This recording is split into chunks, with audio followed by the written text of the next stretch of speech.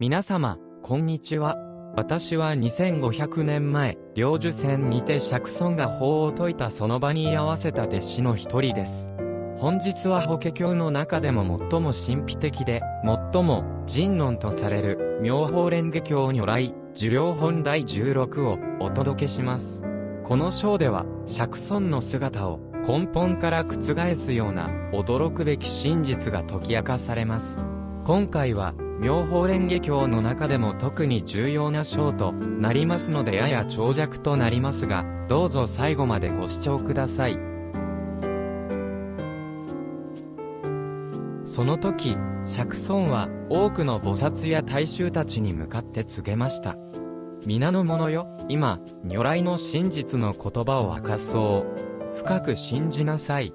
もう一度、釈尊は多くの大衆たちに告げました。如来の真実を語る。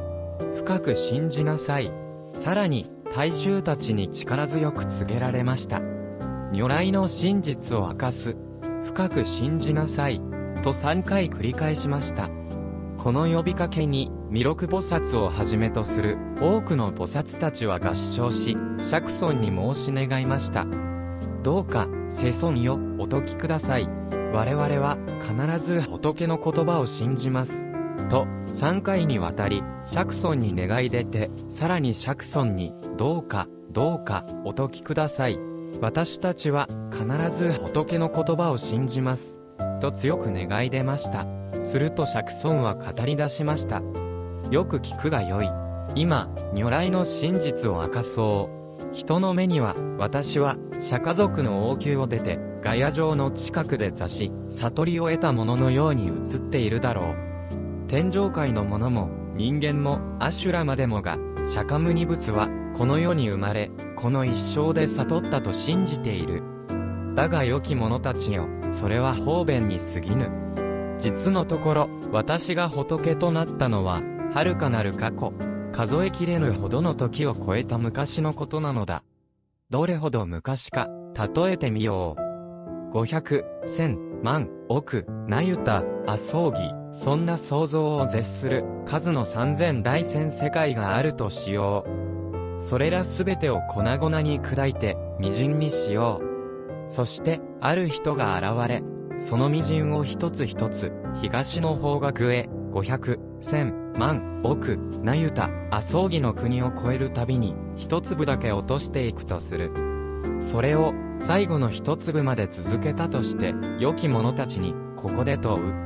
その道のりの中にあった微塵の数を、計り知ることはできようか？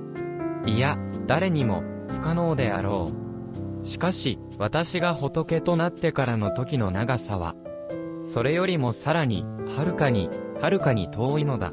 と、釈尊は大衆たちに告げました。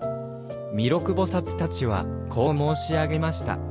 世尊よ、それは到底、数えきれず、思いも及びません。そして、釈尊は、大菩薩衆たちにこう告げました。多くの良き者たちよ、今、私は、はっきりと、あなたたちに宣告しよう。この広大無辺なる世界、そのすべての微塵を、もし一つ一つ数えて、地理としたならば、その一つ一つが一光の時間に匹敵するであろう。私が修行を経て、成仏を得てからは、無量無辺な百千万億那由他阿僧祇光の時間が、経過した。それでも、私は、今も、なおこのシャバ世界に従し、教えを説き続けている。さらに、他の百千万の億、那由他阿僧祇の世界にも、衆生を導いて利するために、私の教えは広がっている。そして、その中で、私は、全当仏、知恵を照らす仏たちと共に説き、また、涅槃に入るとも言い表しているが、これはすべて、方便による分別に過ぎないのだ。良き者たちよ、もしも衆生が私のもとにやってくるなら、私は、仏の目で彼らの信仰や根性の違いを見極め、その人々に応じて、最も適した教えを授ける。そして、その人々に、涅槃に入るべきだと説くこともあれば、繊細で成長を促す法を使い、喜びを感じさせるような教えを与えることもあるのだ。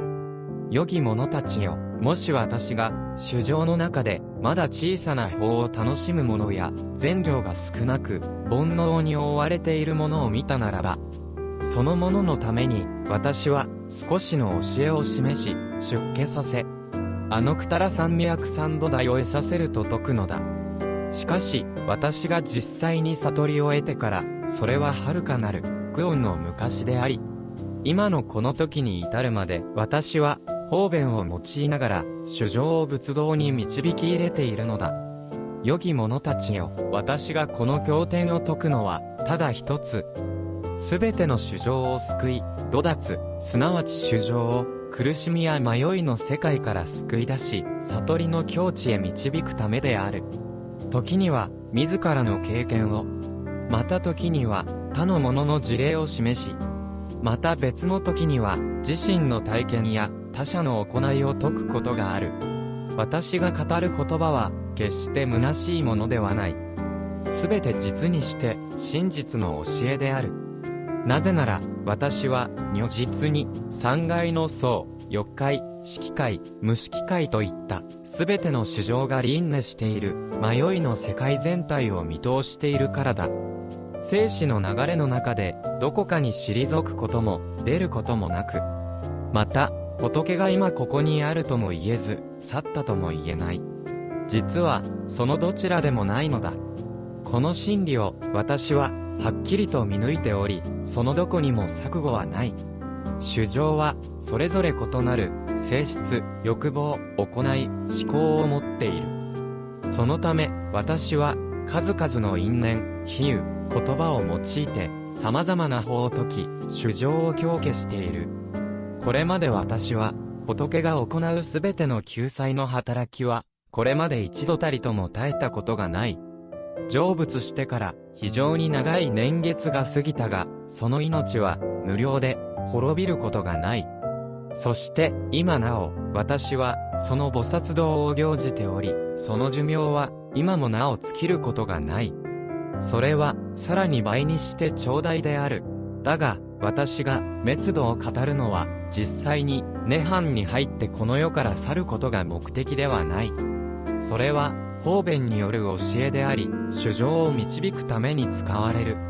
なぜなら、もし私が永遠に世に住み続ければ、善行が少なく、徳の薄い者たちは、善根を積まず、欲望に溺れ、誤った思考にとらわれ、道を見失ってしまうだろう。また、私が永遠に滅せずに存在し続けるのを見ると、人々は傲慢になり、誇り高くなり、修行の心を失うだろう。そのため、私は方便を使い、滅度を語りながら、衆生を導くのだ。修行する者たちよ、よく聞きなさい。仏がこの世に現れることは、容易なことではない。なぜか？善行が少ない者は、いくら時を重ねようとも、仏に出会うことができないのだ。無料百千万の阿僧義行という時が過ぎても、仏を見る者もあれば、見ることなく過ぎ去っていく者もいるであろう。だからこそ、私はこう告げよう。如来に出会うことは、極めて難しいと。この言葉を聞いた者は、仏に会うとは、なんと、稀なことかと感じ、心に恋したい、仏を求める心を深く抱くだろう。その思いが、良き種となって、未来へと芽を出してゆくのだ。故に私は、たとえ実際には、滅していなくとも、あえて方便として、滅度したと語る。良いか、良き者たちよ、すべての仏、諸仏如来が説く法というものは、皆同じく、衆生を救うために説かれている。故にそれは、誠の教えであり、決して虚しいものではないのだ。釈尊はここで、ある例え話を語られました。例えば、大変優れた名医がいたとしよう。その医師は、知恵と明晰な理解力を兼ね備え、薬の道理に通じ、あらゆる病を見極め、治療することができた。彼には、10人、20人、あるいは100人にも及ぶ多くの子供たちがいた。ある日、縁あって遠く他国へと出かけることとなった。ところが、その留守の間、子供たちは誤って毒薬を飲んでしまった。毒の作用が回り、心乱れ、地に転がり苦しむ者も現れた。父がしばらくして家に帰ってくると、子供たちは、ある者は本心を失い、またある者は本心を保っていた。遠くから父の姿を見つけると、皆大変に喜び、地にひざまずいていった。お父様、よくぞご無事でお戻りくださいました。私たちは愚かにも毒を飲んでしまいました。どうか、この病を癒し、命を救ってください。父は、その苦悶の姿を見て、すぐに、様々な薬の処方を思い起こし、色、香り、味、すべてが備わった良薬を作り上げた。そしてこう告げた。この良薬は、色も美しく、香りも良く、味もまた優れている。そなたたちよ、これを飲むがよい。速やかにその苦しみは癒え、悩みは消えようぞ。正気を失っていなかった子らは、その薬を目にして、好ましく思い、すぐに飲んだ。すると、病はすっかり収まり、心身ともに回復した。しかし、本心を失っていた者たちは違った。父の帰還を見て、喜び、助けを求めはしたが、薬を差し出されても、首を振って拒んだ。毒が深く、体に回り、心の目を曇らせていたために、この色と香りも美しく、味も良い薬を、効果などない。まずそうだ、とさえ思っていたのである。父はそれを見て、静かに思った。この子たちは、毒のせいで心を失い、物事を正しく見ることができない。私を見て喜び、助けを求めてはいるが、これほどの良薬をなおも拒んでいる。ああ、なんと、哀れなことか。今こそ方便を用い、この薬を必ず飲ませてみせよう。その時、父は子たちにこう伝えた。そなたたちは、知るがよい。私は今、老い衰え、間もなく、命を終えようとしている。ここに、優れた薬を残しておく。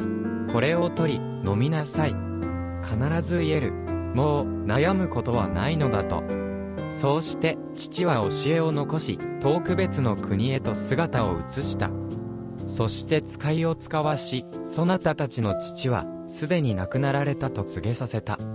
それを聞いた子らは、父を失ったと嘆き悲しみ、深い憂いに沈んだ。もし父上が生きていてくれたなら、きっと、私たちを憐れみ、救ってくれたはずだ。だが、今はもう、遠く去ってしまい、私たちはこの世に一人。頼るものもない。そうして子らの心には、悲しみと恋しさが深く染み渡り、やがて目が覚める。その時になってようやく、薬の香りや色、味が優れていると気づき、自ら進んでそれを飲み、毒の病はすべて癒えた。父は、それを聞いて喜び、再び彼らのもとへと戻った。私は、ここにいるぞと、その姿を表すのだ。良き者たちよ、どう思うか？この領域を、嘘をついたと責める者がいるだろうか？いいえ、セソン。そのようなものは、おりません。そうであろう。私もまた、同じである。私が成仏してより、すでに無量無辺、百千万のクナユターソー技巧という果てしない時が、流れている。だが、主情を導くために、私は、方便の力を持って、滅度したと語ってきたのだ。それも、また、法にかなった言葉である。故に誰も、私に、虚妄の罪を問うことはできぬのだ。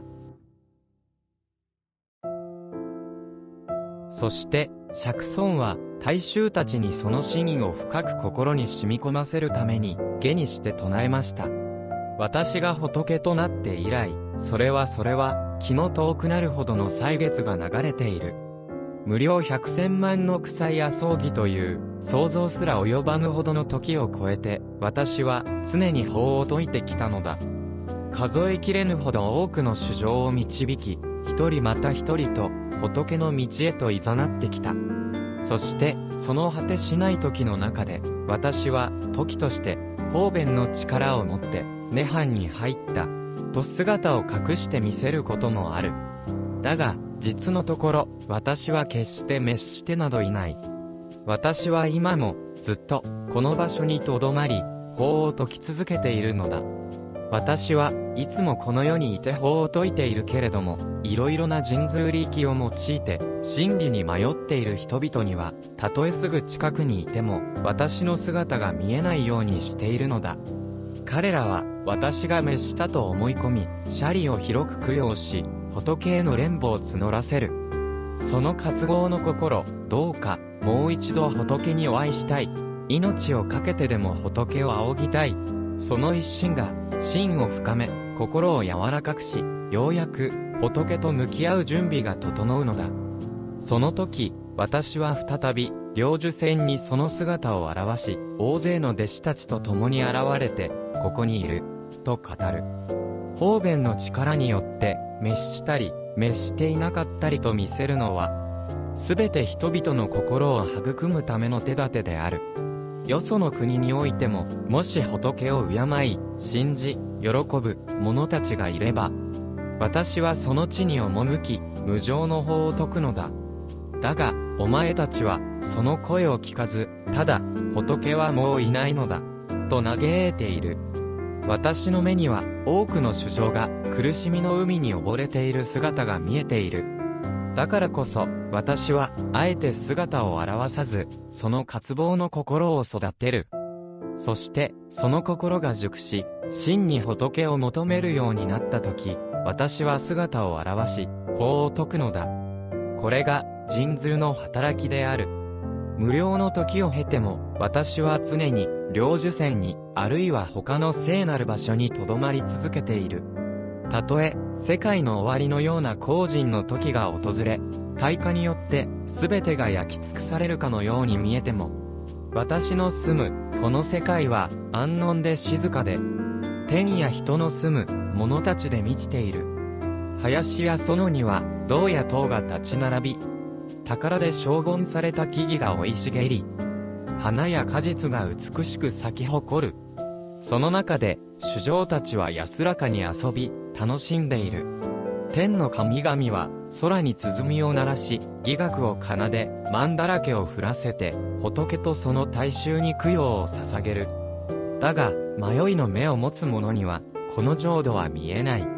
むしろ、この世界が、苦しみと恐怖に満ちた地獄のように映っているのだ。それもまた、悪しき業の因縁によって起こる幻である。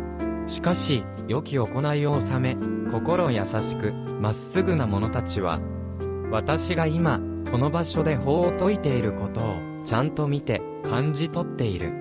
ある時には、仏の寿命は無料である、と語り、またある時には、仏に出会うことは、非常に難しい、と教える。それはすべて、衆生の心に応じて、真理を説いているのだ。私の知恵は、このように、その光を無限に放ち、私の寿命もまた、数えきれぬ時を超えるほどに長く、長い修行の果てに得た、真の命そのものである。だからこそ、お前たちよ、賢き者たちよ、この真実を前に、疑ってはならない。ただ信じて、この教えに身を委ねるのだ。仏の言葉は、真実であり、決して偽りではない。かの良き医師が、狂った子を救うため、方便を用いて、自分は死んだ、と語ったように、私もまた、世の父として、苦しむ者を救うがために、実はここにありながらも、あえて、滅したと説くことがあるのだ。それは、私を常に見ていることで、かえって安心して堕落してしまう者を戒めるためで、ある。その怠けた心が、ご欲に溺れ、ついには悪道に落ちてしまわぬよう。私は、衆生の心のままに合わせ、道を進む者、そうでない者を見極め、それぞれにふさわしい法を説いていく。いつも、私は、こう思っている。どうすれば、衆生を速やかに無常の仏道へと導き、その身に、仏の命を得させることができるだろうか、と伝えてこの章は幕を閉じました。いかがだったでしょうか。今回の如来寿量本第16、その自我下において、釈尊が明かされた真実。それは、私たち一人一人が仏になりなさい。という釈尊の限りない慈悲の言葉でした。この釈尊の願いは、2500年前だけに語られたものではなく、今この動画をご視聴くださっている瞬間も、釈尊は、私たちのすぐそばで、あなたも仏になる存在に気づきなさい。と、良訳を使って導いてくださっているのです。これこそが、釈尊が説く妙法蓮華経の核心、一仏上という教えであり、この如来寿量本が、釈尊の願いを明らかにした法華経のクライマックスと称されるゆえんなのです。つまり、仏とは遠くにいる特別な存在ではなく、私たち自身が目覚めるべき、私たちが目指すべき姿なのです。また、この動画をご覧いただいている皆様の中には、日頃から法華経を信仰されている方も多いことでしょう。その信仰を導いてくれた祖や師へのご縁に、深い感謝を忘れないでください。けれども、どうか、その段階で立ち止まらないでください。本当に大切なことは、私たち自身が仏になるという決意を持ち、歩み始めることなのです。仏の教えは、敬うだけではなく、自身が仏を目指すものだからなのです。私たちが日々唱える、南無妙法蓮華経というお題目。それは、ただ単に唱えれば救われるという魔法の言葉ではなく、妙法蓮華経、すなわち釈尊が説いた一仏上という宇宙の真理に対して南無、つまり命を捧げ身を委ねますという強く深い決意の表れなのです。すなわちこれは私たちは不釈神妙で必ず仏になりますという釈尊への宇宙へのそして自分自身への強い宣言なのです。どうか今日というこの時をあなた自身の仏の魂を呼び覚ますきっかけとし、共に仏の道を歩んで参りましょう。それでは、本日の動画はここまでです。今回は妙法蓮華経の如来寿量本第16についてお話ししました。次回は、分別功読本第17の深い教えについてお話しします。もしこの動画が皆さんの心に響いたら、ぜひ、チャンネル登録といいねボタンを押していただき、この動画をあなたの周りの方にお勧めされることも、釈尊が求める仏の道、大乗の道にもつながることでしょう。また、皆様の感想もコメントでお寄せください。次回も、また、釈尊の教えをわかりやすくお伝えします。それでは、またお会いしましょう。南無妙法蓮華経。